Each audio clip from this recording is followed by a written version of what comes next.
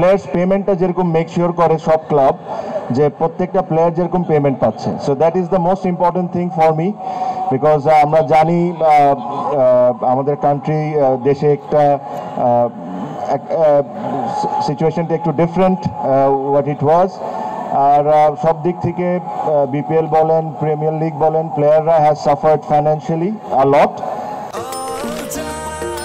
নিশ্চিন্তে খান স্বাস্থ্যকর all time পান, all time healthy life. So I really hope যে কমিটমেন্টসগুলো ক্লাবগুলো করেছে এই ক্লাবগুলোর প্রত্যেকটা টাকা যেরকম প্রত্যেকটা প্লেয়ার পাক, that is the top priority for me. And then obviously ক্রিকেটটা ভালো হোক, ক্রিকেট আম্পায়ারিং নিয়ে যেটা কমপ্লেন থাকে এই জিনিসগুলো যেরকম বোর্ড টেক কেয়ার করুক, অ্যান্ড দেন ভালোভাবে আমরা টুর্নামেন্টটা শেষ করি।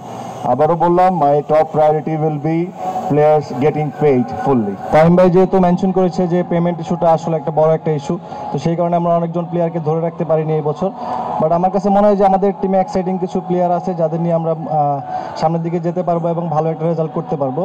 এবং একই সাথে এটাই সবচেয়ে বড় ইস্যু আমার কাছে মনে হয় প্রিমিয়ার ডিভিশন ক্রিকেট লিগে, যে পেমেন্ট ইস্যুটা, যেই কন্ট্রিবিউশনটা প্লেয়ারদের করেছে, যেই একটা অ্যামাউন্ট থেকে অনেক স্যাক্রিফাইস করা হয়েছে, ওই অ্যামাউন্টটা যেন সবাই মেক শিওর করে এবং সেই অ্যামাউন্টটা যেন প্লেয়াররা পায়।